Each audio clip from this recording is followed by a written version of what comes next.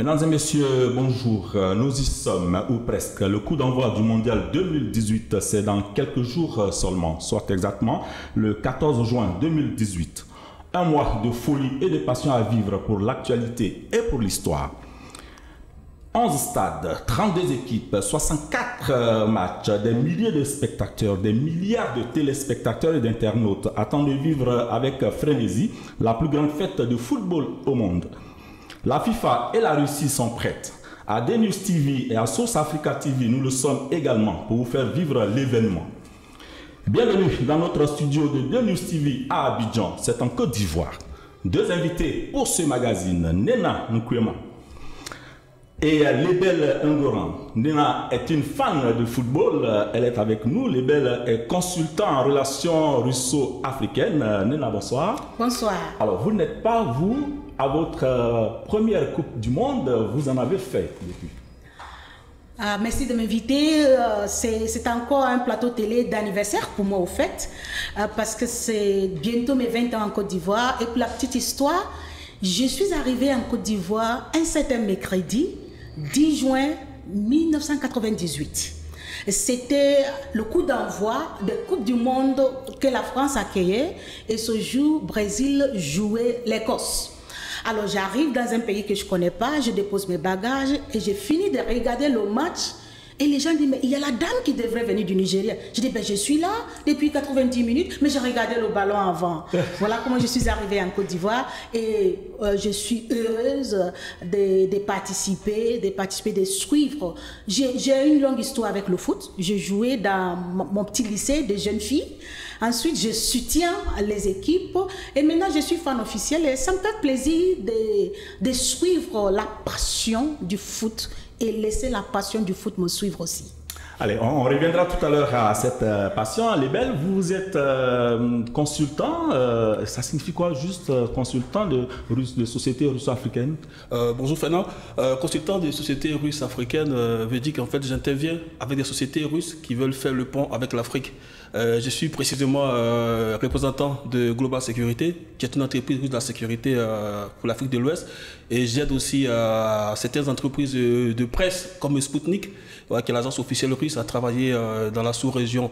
Donc j'essaie de pont, j'essaie de traduire nos histoires vers un lien, et j'essaie d'amener les partenaires russes à aimer l'Afrique et à amener les Africains à aimer la Russie, qui est vraiment méconnue. Alors justement, les Russes, il y en a beaucoup en Afrique, en Côte d'Ivoire, on en trouve dans les sociétés, beaucoup de sociétés russes en Afrique, en Côte d'Ivoire. Pas beaucoup, je pense, pas beaucoup, parce que les Russes ont déjà une culture de, je vais dire, une culture de, comment dirais-je, de discrétion. Même en Côte d'Ivoire, vous verrez rarement les Russes. Vous verrez souvent des Ukrainiens, mais rarement des Russes, parce que les Russes ne sont pas des gens qui sont très expansifs. Et c'est ce qui fait que des fois, on a l'impression qu'ils sont invisibles. Voilà, ils sont invisibles. Vous en trouvez en Guinée, dans des entreprises, un peu au Congo, mais dans l'Afrique de l'Ouest, vous rencontrez rarement des Russes. Alors, vous les côtoyez, vous allez les saluer, leur dire que nous les saluons aussi, comme on dit bonjour en russe. Voilà, de façon plus simple, vous dites privet. Privet, c'est la façon de dire salut, simplement. Maintenant, c'est associé pour dire bonjour de façon plus protocolaire. Alors, si on devrait vous demander de faire une cartographie rapide de la Russie en un mot, ce serait quoi? La Russie, il faut comprendre que la Russie, c'est le plus grand pays au monde. La Russie, c'est à peu près 16 millions de kilomètres carrés et c'est 8 fuseaux horaires. Voilà, il faut comprendre que c'est aussi une fédération. Quand on dit la fédération de Russie, c'est les États, voilà, qui sont confédérés, qui sont sur un large espace. Alors, ça part des régions très, très tempérées à des régions très chaudes. Et le peuple russe est un peuple multiculturel. Il ne faut pas croire que, parce que bon, on parle le russe, que tout le monde est pareil. Voilà, il y a les Caucasiens, il y a les Eurasiens, il y a les Mongols. En fait, le peuple russe est un peuple très très divers et qui s'étend, comme je l'ai dit, sur 16 millions de kilomètres carrés. Alors, il a plu ce matin, ce mardi, en Russie, il fait 12 degrés, on est dans la période estivale, la période des vacances, donc habillement léger, c'est vraiment la période, on a une autre idée de la Russie, vue de loin, on pense que c'est plutôt glacial et froid, mais là, la période... Oui, la Russie, je disais qu'il y a quelqu'un tout à l'heure, la Russie a toujours ces chapeaux qui lui trottent la tête. C'est vrai que la Russie est un pays très froid. froid. Vous avez à peu près 7 à 8 mois d'hiver. Si vous cumulez l'hiver comme nous l'entendons, c'est-à-dire vous avez à partir de août, je dis bien à partir de août, jusqu'à maintenant, jusqu'à mai, vous avez des périodes froides. Et vous avez les pics à partir de janvier, février, mars. Et c'est la meilleure période pour aller en Russie. Si vous voulez aller en Russie, il faut partir à partir de mai, juin, juillet, parce que là, vous allez atteindre des températures de 12, 15 et même jusqu'à 30 degrés. Parce qu'aussi en Russie, des fois, on atteint des 35 degrés. Il y a de la chaleur. Alors 12 degrés, Nena, pour vous qui partez, vous avez déjà fait la Coupe du Monde en 2010, 2014, et là vous repartez pour 2018. C'est bon à savoir, hein, période estivale, 12 degrés, c'est tenant pour vous. Oui, c'est bien, c'est bon à prendre. Peut-être c'est pourquoi aussi la FIFA retient l'été, où au moins tout le monde comprend un peu la température. C'est bien, mais avant d'y aller, il faut... Comme tout autre voyage, hein, il faut savoir quelle est la monnaie, quelle est la langue, comment on dit bonjour, comment on dit je t'aime, comment on dit s'il vous plaît, excusez-moi. Il faut apprendre ces choses et la température, ça fait partie des choses qu'il faut apprendre et faire les valises en fonction du pays. Moi, je compte bien traverser le pays, donc je prends toutes les informations qu'il me faut et je fais les valises en fonction. Alors, je parlais justement de Coupe du Monde. Comment vous, dame, vous avez joué, c'est vrai, au football, vous vous retrouvez dans cette arène, qu'on aurait dit arène d'hommes. Et c'est effectivement ça le problème. Le foot n'est pas un sport d'hommes. J'ai été en Afrique du Sud, j'ai été au Brésil, je vais en Russie. Si Dieu me donne la vie, je serai au Qatar. Ce n'est pas un sport d'hommes. Il y a beaucoup de femmes, il y a beaucoup de jeunes filles et j'y vais avec ma fille. D'ailleurs, donc, de moi seule, on est deux femmes. On ira, on supportera les équipes africaines, on supportera tous ceux qui aiment le foot. C'est la grande messe de foot, quoi. Donc, il ne faut pas le rater. Il ne faut pas le rater du rien au monde. En tout cas, si c'est lui qui peut, il doit venir. Alors, je regarde, hein, vous avez déjà votre visa pratiquement acquis. Alors, comment vous en arrivez à cela? Comment vous préparez, vous êtes organisé pour obtenir donc votre ticket, vos billets, toute l'organisation autour? Comment vous êtes prise pour aller sur cette Coupe du Monde? C'est en 2002 que je me suis dit, il faut que j'aille vivre la chose. En 2002, il y avait Côte d'Ivoire. 2006, s'il vous plaît, il y avait Côte d'Ivoire, il y avait Angola, il y avait Ghana, il y avait Togo, il y avait Tunisie. C'était en Allemagne. Et c'était la frénésie en Côte d'Ivoire. On s'était qualifié pour la première fois. On voulait même s'envoler. J'ai dit non, ça, si c'est comme ça au pays, il faut aller vivre la chose. Il faut aller croquer le ballon avec ses dents. Et à partir de là, dès que j'ai appris que la Coupe du Monde se jouera en Afrique, j'ai dit, ah, ça, c'est pour nous autres. Ça ne s'est jamais passé. Pas question que ça se passe derrière moi. Alors, je me suis bien arrangée pour aller en Afrique du Sud. Mais en 2006, 2010, j'ai dit, bon, Afrique du Sud, je n'ai pas bien aimé. Cette fois-ci, pour le Brésil, je vais ouvrir un compte en banque. C'était quoi? Si vous n'avez pas apprécié, parce que c'était africain? Bon, parce que je n'avais pas assez d'argent. Bon, je me suis pris tard. Alors, cette fois-ci, j'ouvre un compte en banque. Je dis, 2010, vous allez me trouver là. J'ai fait un plan, j'en ai fait un projet. Je me suis inscrite sur le site de FIFA. J'ai mon profil. On me connaît et je suis la chose. Et dès que les billets sont mis en vente net, je suis sur le rang, j'achète mon billet. Et dès que j'achète mon billet, le visa est offert par le pays qui nous accueille. J'ai mon billet. En tout cas, je m'y suis pris. J'en ai fait un projet et j'ai fait le budget pour me permettre d'être à l'aise. Et en 2010, j'ai suivi les éléphants jusqu'à Pernambuco. C'est un coin en pleine Amazonie, mais nous y sommes. Nous sommes arrivés habillés en maillot orange de la Côte d'Ivoire avec nos vuvuzelas de l'Afrique. Et c'était bien, c'était bien. Et pendant ce match, j'y étais. La Côte d'Ivoire a battu le Japon 2-1. Et il y a des choses qu'on ne raconte pas. On peut regarder un match à la télé, mais ce n'est pas la même chose quand on regarde avec 60, 70 000 personnes. Ce n'est pas la même chose. Quand vous dites j'ai ouvert un compte en banque, ça signifie que vous en avez un peu à mettre de côté. Comment ça se prépare tout ça? Écoutez, pour chaque voyage est un projet. Il faut voir, il faut planifier en avant.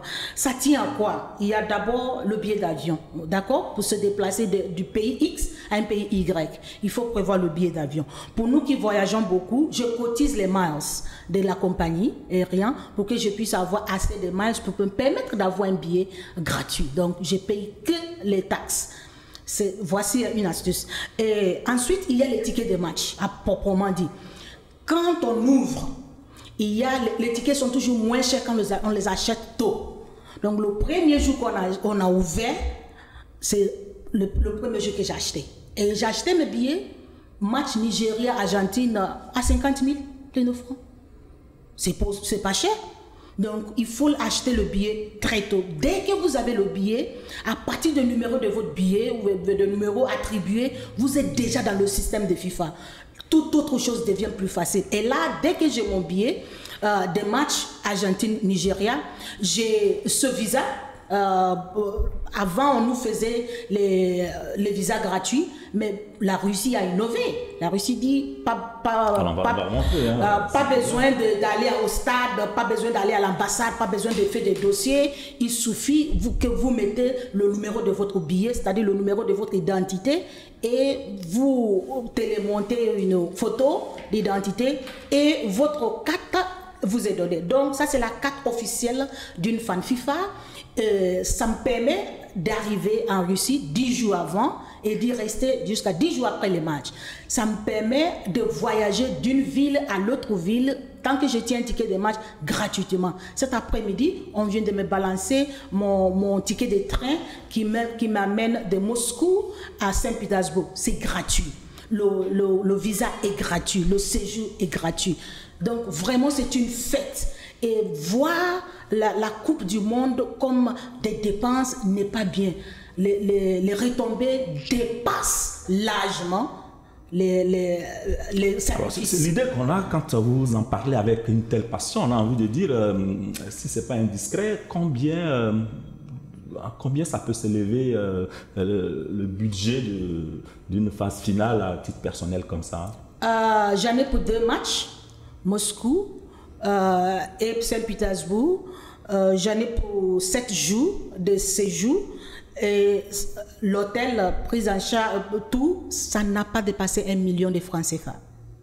1 million de francs CFA pour vivre la plus grande fête de football au monde. Alors, vous y mettez pour 4 ans, vous allez y avoir. Alors, donc vous êtes organisé sur 4 ans, épargné sur 4 ans. Le 1 million, c'est pour mon billet d'avion, c'est pour mes tickets de match, c'est pour mon hôtel, c'est pour le transport national, c'est pour le shopping et la bouffe, et un peu de tourisme aussi, hein. Ah, bien sûr. Alors, Lebel Ngouran, vu d'ici ou d'ailleurs, hein, en tout cas en dehors de la Russie, le pays de Vladimir Poutine est un vaste pays froid et glacial au plan naturel, certains disent même au plan humain. Quand on voit l'attitude même du président, cette froideur qu'il dégage. Alors, est-ce que c'est une impression qu'on a ou alors les Russes sont des hommes chaleureux, des hommes et des femmes chaleureux? Je pense que c'est une impression en fait, qu'on a de la Russie qui n'est pas forcément vraie. Pour la petite histoire, moi je travaille avec les Russes depuis bientôt 2 ans. Et j'ai rencontré mon premier Russe pour affaire ici à Abidjan, qui m'a envoyé un drapeau russe parce qu'il aura appris que j'écris des posts et je fais des posts sur la Russie. Et c'était quelqu'un de chaleureux. Et après, je travaille avec des gens de la sécurité, mais qui sont chaleureux. Mais il faut dire que la Russie a toujours dégagé une impression de froideur parce que la Russie est un pays méconnu, en fait. Voilà, les Russes aiment la fête, ils dansent, ils boivent, ils dansent énormément, ils chantent énormément. Mais nous n'avons pas cette culture de voir les Russes parce que notre télé est beaucoup occidentale. On voit les films américains, on voit des films français, mais beaucoup de gens ne savent pas, par exemple, que les premiers cinéastes sont les Russes. Le cinéma est inventé par les Russes. Beaucoup ne savent pas que l'écriture même cinématographique est russe. Et on l'apprend en première pour ceux qui voient les adjuvants et tout le reste. C'est fait par des Russes.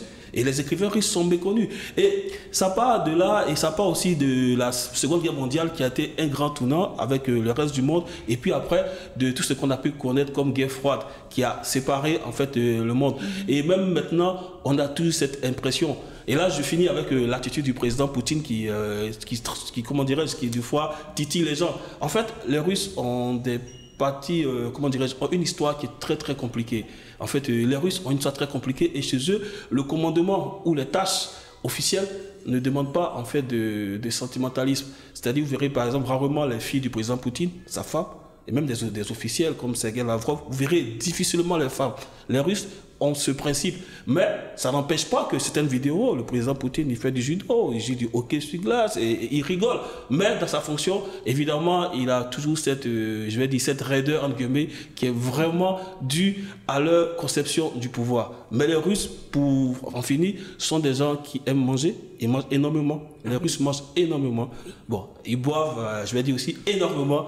Ils font la fête. Et pour ceux qui aiment les belles femmes, ils ont de très belles femmes. Ah oui, hein. Alors, 11 villes ont été choisies pour abriter la compétition. On va en citer quelques-unes. Moscou, qui est au centre, Saint-Pétersbourg, Kaliningrad au nord, Novgorod, Kazan, Samara, où il y a un Ivoirien qui est directeur technique du stade de Samara, que nous pouvons saluer au passage, Monsieur Basta. Ça rentre au pôle de la Volga, Rostov sur le Don et Sochi au pôle sud. Eh bien, toutes ces villes, est-ce qu'elles ont été choisies pour leur histoire? Vous le connaissez au plan historique, au plan culturel? Oui, ces villes n'ont pas été choisies par hasard. Quand vous avez sur la carte de Russie, vous avez en fait une répartition des sites pour que tout le pays soit couvert. Parce que les distances sont vraiment grandes. Vous avez des distances de 800 km en deux stades, même de Moscou à Saint-Pétersbourg, vous avez près de 1000 km. Donc vous comprenez qu'il fallait déjà repartir les villes pour que toute la Russie puisse avoir en fait la fête chez elle. Donc tout cela a une histoire. Et je vais peut-être juste me focaliser sur Saint-Pétersbourg, qui est une ville très culturelle. Et à chaque fois, par exemple, que le président Poutine en parle, il dit aux gens, si vous arrivez en Russie, et elle fait bien de dire, il dit chaque fois, il faut aller à Saint-Pétersbourg. Parce qu'à Moscou, vous n'allez pas vivre cette chaleur. Moscou, c'est plus administratif, c'est la place rouge, c'est les fabuleux métros, c'est grand, mais c'est plus structuré. Mais Saint-Pétersbourg, c'est beaucoup plus d'histoire et c'est beaucoup plus de vie. Et si vous allez en Russie, que vous n'allez pas à Saint-Pétersbourg, oui, c'est un manque. Et si vous n'allez pas aussi à Sochi, c'est aussi un manque parce que Sochi, ça donne quand même sur la mer Noire. Et par exemple, Sochi, par exemple, va bénéficier de la couverture, de la surveillance de toute la flotte russe parce qu'elle fait un peu frontière avec, je crois, la Syrie et certains pays du Golfe. Donc, c'est des pays, c'est des villes qu'il faut découvrir et il faut comprendre que la Russie a une très grande histoire. Voilà, Saint-Pétersbourg, qui a été avant tout Leningrad, qui a été Stalingrad, qui est revenu à Saint-Pétersbourg, c'est quelque chose de fabuleux. Donc, comme elle a dit, il faut profiter de ça pour aller aussi à la découverte du peuple russe et puis découvrir aussi une autre façon de voir la vie. Alors, c'est tellement vaste qu'on parle aussi de sécurité, gestion sécuritaire de ce mondial, peut-être un défi à tenir. Oui, ça va être un défi, mais je vais dire, j'ai lu hier des interviews qui me rassurent, et pas que des interviews, parce qu'il faut comprendre que la Russie est un pays sécuritaire, quoi qu'on dise. Mais quand je dis sécuritaire, ce n'est pas dans le sens où vous êtes agressé. C'est un pays qui est très grand et qui a besoin de se rassurer. Parce que c'est un pays, si vous suivez la théorie politique, qui fait front avec presque tout le bloc occidental. Donc vous avez des systèmes qui sont carrément nouveaux. Il y a 3 mois, le président Poutine a fait une conférence où il a parlé des nouvelles armes de la Russie. Vous avez des missiles qui vont 8 fois la vitesse du son et vous avez des gens qui sont formés spécialement. À titre d'exemple, un commando russe, il met 5 ans pour être un commando. Ici, vous mettez 2 ans. En Russie, voilà, les tests pour être commando ne sont pas des tests, je ne sais pas où on voit les noms, c'est les tests à l'aveugle. Et tout le dispositif est différent. En Russie, c'est le président qui gère l'antiterrorisme, qui gère la sécurité directement de son bureau. Alors vous êtes en train de dire que le président Poutine est totalement engagé Il est totalement engagé et je vous recommanderais en passant un documentaire de Michael Moore qui montre la salle de commandement. Il y a un commandement russe sur la défense qui est très différent du nôtre. Voilà. Ici, quand vous avez un événement, vous avez beaucoup d'intervenants. En Russie, vous avez un cas d'antiterroriste, vous avez 2 intervenants. Vous avez quelqu'un qui gère le bureau, vous avez le président Poutine. Et la décision se fait vite. Et pour le mondial, les décisions ont été partagées. Ça veut dire chaque cellule antiterroriste gère une ville et gère un stade. Ça veut dire vous n'avez même pas le temps d'appeler le président. Ça se gère. Et vu les enjeux, parce que la Coupe du Monde, c'est un enjeu aussi publicitaire. C'est un enjeu, c'est une carte comment dirais-je, de visite pour la Russie. Donc, de ce point de vue, tout a été mis en œuvre. surtout pour ceux qui arrivent, parce qu'il faut préserver comment dire, les visiteurs. Et en Russie, quand vous êtes un étranger, selon le protocole, vous avez l'assistance de la police pour tout. Alors, vous serez donc assisté. Maintenant, vous allez faire quoi en Russie? Vous allez voir quel match? Comment ça va se passer? On a envie de savoir. Ok, attention à la question sécuritaire. Hein. Vous vous souvenez, en Afrique du Sud, en 2010, on nous a crié partout. C'était les villes les plus criminelles du monde. On allait nous manger cru. Ben, il n'y a rien eu. On est allé, on est revenu. Moi, je vais à Moscou. Ça sera ma base. Et je ne vais pas rater Saint-Pétersbourg. Le 26, il y a le Nigeria-Argentine. Aïe, aïe, aïe, aïe, aïe, aïe, aïe. Je ne manquerai ça pour rien au monde. J'y serai. Et il y a Belgique, Tunisie aussi, à Moscou. Je vais y participer. Mais je vais respirer l'air de la Russie, moi. On m'a raconté plein de choses. Je veux voir avec mes yeux. Je vais manger, je veux boire, je vais danser. Vous savez, il y a des choses qu'on ne voit pas à la télé lors de la Coupe du Monde. Hein. Il y a des zones de fans où on fait les jeux, on fait la représentation. Je vais attacher mes foulards africains. Je vais danser coupé décalé. Je vais danser zouglou. Je vais gâter le coin. En tout cas, si je m'en vais là-bas, c'est pour représenter. D'accord? Parce qu'en fait, on appelle ça mondial pour une raison. Chacun vit avec sa culture, chacun vit avec ce qu'il aime, chacun vit avec ce qu'il veut apporter. C'est une messe du monde. C'est une messe de tous ceux qui aiment ballon. C'est la culture, c'est les rencontres, c'est cette manière de mélanger le peuple. Et c'est une manière d'apprendre, de sortir et de voir à quoi l'autre ressemble et apprendre de lui et pourquoi pas l'enseigner aussi quelque chose. Vous voyez avec quelle passion Néna en parle, on a envie de l'accompagner. Alors vous allez particulièrement poursuivre au moins les matchs du Nigeria, parce qu'il ne faut pas oublier, il y a quand même 5 pays africains, vous avez choisi pour...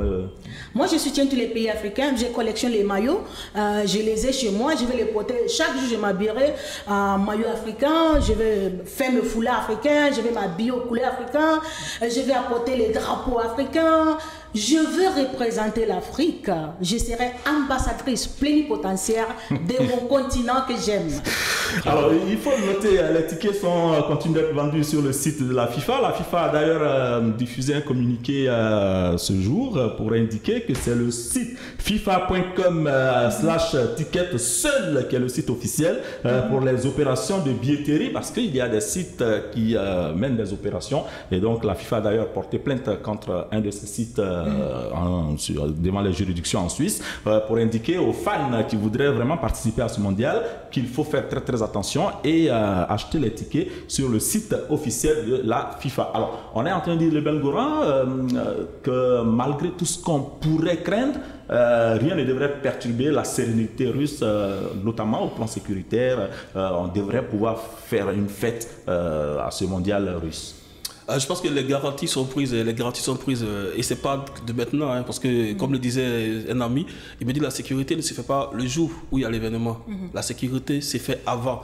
Et il n'y a pas que la Russie en fait qu'il faut comprendre en fait. Il n'y a pas que la Russie qui fait la sécurité, parce que la plupart des pays envoient aussi les services de sécurité. Et je crois que depuis hier, il y a eu des réunions pour essayer d'harmoniser tout cela. Mais du point de vue général, la Russie est prête depuis 6 mois sur l'aspect sécuritaire, et vous verrez même à l'aéroport les portiques de sécurité, les nouvelles technologies, on n'a même pas besoin de vous fouiller pour savoir. Maintenant, bon, comme le dirait l'autre, le risque zéro n'existe pas, mais je pense qu'il y va de l'intérêt de la Russie que cette Coupe du Monde se passe sans qu'il y ait de heurts, sans qu'il y ait de troubles.